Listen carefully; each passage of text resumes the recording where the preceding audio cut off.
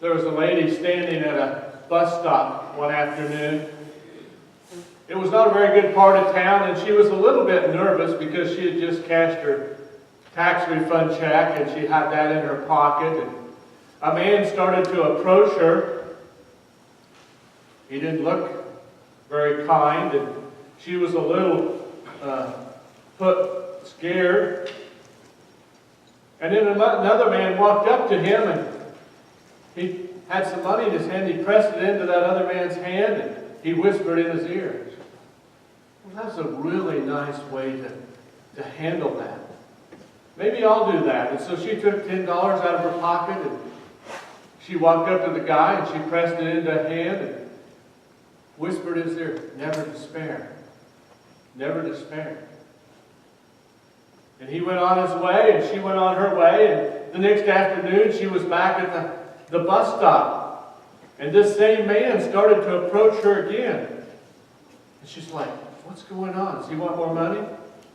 And then he took out $110 and placed it in her hand, and she was a little dumbfounded. What's going on? What's this about? He said, lady, you won. Never despair, paid 10 to 1 yesterday.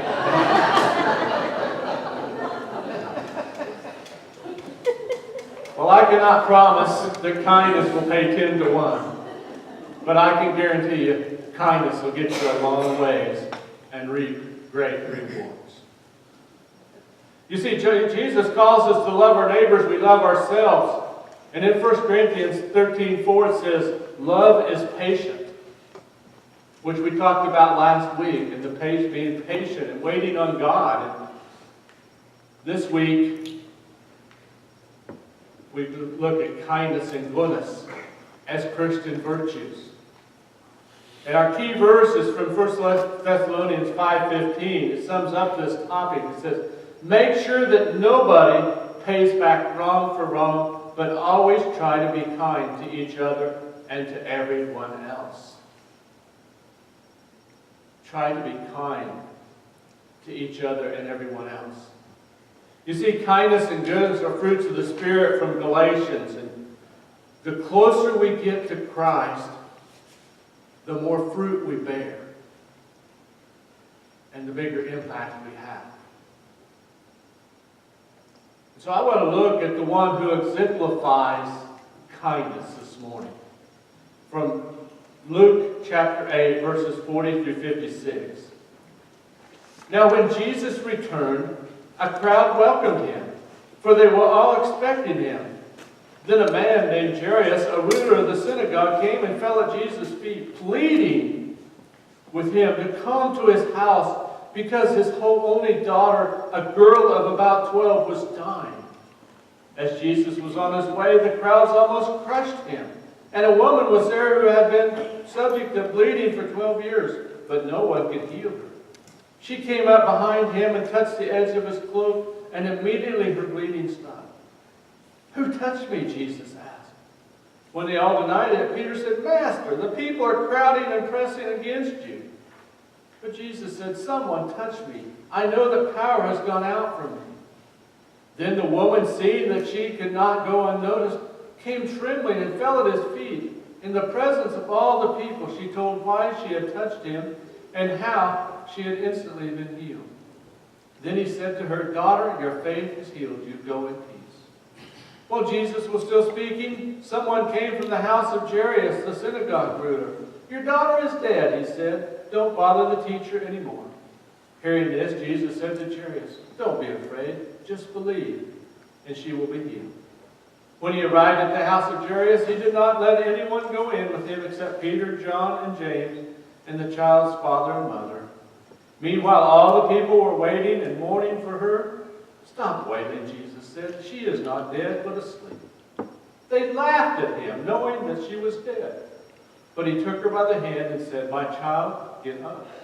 Her spirit returned, and at once she stood up. Then Jesus told them to give her something to eat. Her parents were astonished, but he ordered them not to tell anyone what had happened.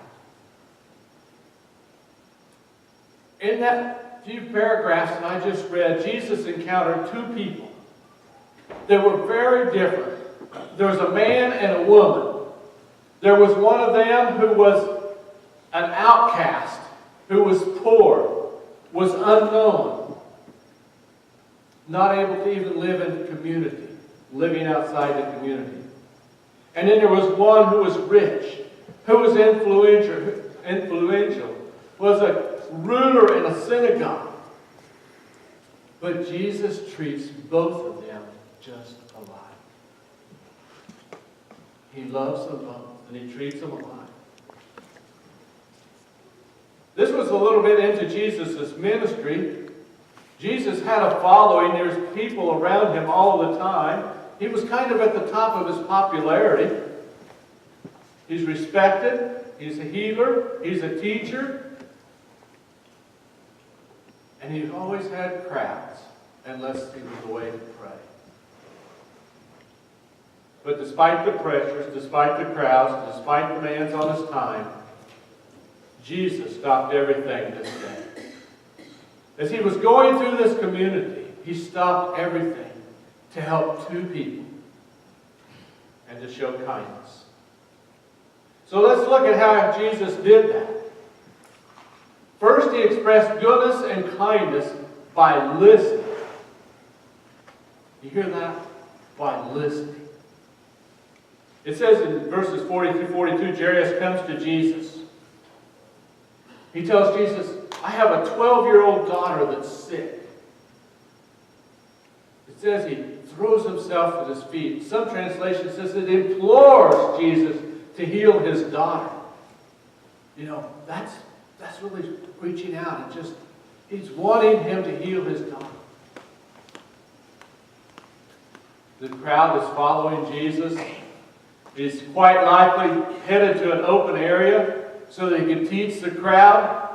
But after Jairus speaks, it says in the NIV, it says he was on his way. If you look at some other translations, it says he went as he went. That implies to me that he started to go toward Jairus' house. He was going toward Jairus' house. He changed his course. He wasn't going to go where he planned to go before. He might have been going to a big open area where the people could sit down. It doesn't tell us. But then he's headed to Jairus' house because this was more important than what he had planned. This was more important than what he had planned. He had all of these people following him that he was going to teach. But this one child was more important than what he had planned. Now, you and I would call this an interruption. And we'd say, we really don't have time for this. We can't do this. But you know, interruptions are just times for ministry. They're opportunities to make a difference in somebody's life. We just need to take the time. So however you look at it, Jesus changed directions. He was going to go care for this girl, for Jairus' daughter, who was dying. And then he's on his way, and this crowd is following him. And they're pushing in on him. And I can just imagine, we've been in Jerusalem. You can't hardly walk down the streets sometimes in Jerusalem. They're narrow streets and lots of people. And this crowd was around him. And he's headed to help this girl. And he stops. And he says, someone touched me. Now, folks, if you're in a crowd, what do you expect? Somebody's going to touch you. But he says, for I perceive that power has gone out from me. You hear that? He perceived that power had gone out from him.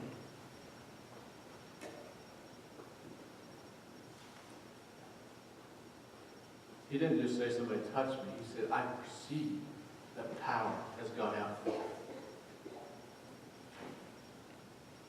Jesus could tell the difference between the crowd pushing in on him and touching him and somebody who reached out to be touched by Jesus.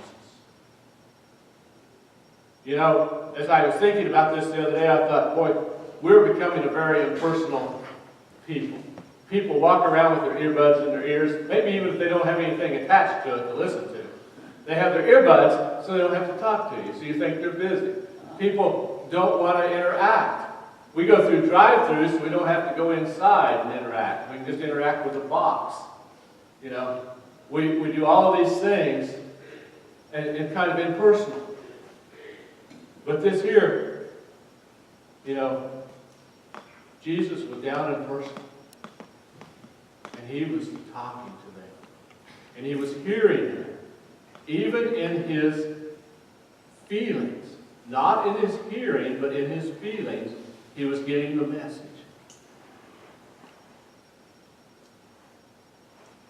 Jesus stopped, though. He stopped with the crowd. And he gave this woman personal attention. He showed kindness and goodness to her when he stopped. Now we can all think what Jairus was thinking over here. We won't go into that right now, but Jairus was probably thinking, what happened? He was going to heal my daughter, and he stopped and he's talking to this woman. And he's listening to her. But he had time for both. So, we do it by listening. Whether we're listening with our ears or whether we're listening with our body, Jesus was using his whole being to pay attention and to listen to what was going on around him. Next, he showed goodness and kindness by being considerate of others. Being considerate of others. This woman had a bleeding disorder. She had had it for 12 years. She was considered unclean. She was an outcast. She was worse than a leper in that time. And she couldn't be with her family. She hadn't lived with her family. She lived outside of town. Her self-esteem was lower than a snake's mouth. She had none. She had none. But Jesus, he stops and he listens to her story. Now, just him stopping and listening to her story had to raise her self-esteem. How important is it to have somebody listen to our story?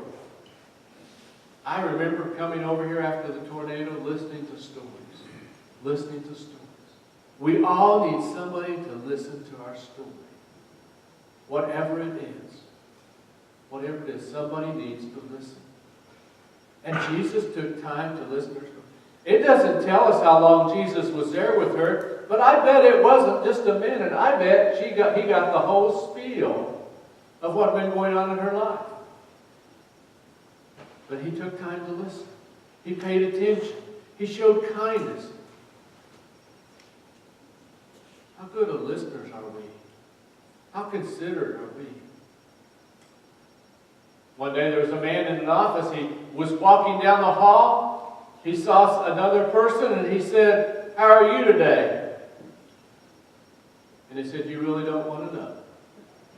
And he said, "No, I don't. I got things to do." And that's kind of how we live our lives. We ask somebody how they're doing, but do we really want to hear what they have to say? Do we want to hear it? We need to take time to hear the story. And then Jesus showed goodness and kindness to an understanding spirit. When Jesus was spending time with the woman, someone comes from Jairus' house. Says, "The little girl is dead. Don't bother the teacher." Jesus overheard this and he says, "Don't fear, only believe and she will be healed." Just believe and she will be healed. So Jesus, he goes on, he continues to her house. The crowd is with him. He gets to the house and there's weeping and mourning because they had mourners come in when somebody would die. Mourners would come to the house and do the weeping and wailing for them. That was in their culture. And there were people there, and they were weeping, and they were mourning, and they were wailing. And Jesus takes Peter, John, and James, and Mom and Dad into the house, and these people are mocking Jesus, and they're ridiculing him because he's going into this house where this girl has died. And he goes in, he takes the girl's hand and says, "Child, arise, arise." And he says to the five of them, He says, don't tell anyone what happened. He says, don't tell. Don't tell. They're mocking us and everything. Don't tell. Now, there's 4 words that we use in the English language sometimes that we like to use, but we don't like to have used back on us. I told you so. We like to speak them, but we really don't want to hear them. Well, Jesus could have went out to the crowd and said, I told you so. But Jesus didn't. He just told them not to say anything. He says, don't tell anybody. He had no desire to get even, no desire to say, I told you so. He just had empathy for a family who had a daughter that was sick and was dying. He had an understanding spirit about what was going on. We need to have an understanding spirit when we're dealing with other people, whatever it might be. And don't say to somebody, I know how you feel, if you've never been in those shoes. You don't know how they feel. But you just need to understand that they have their feeling, and the best way to show kindness is just to understand.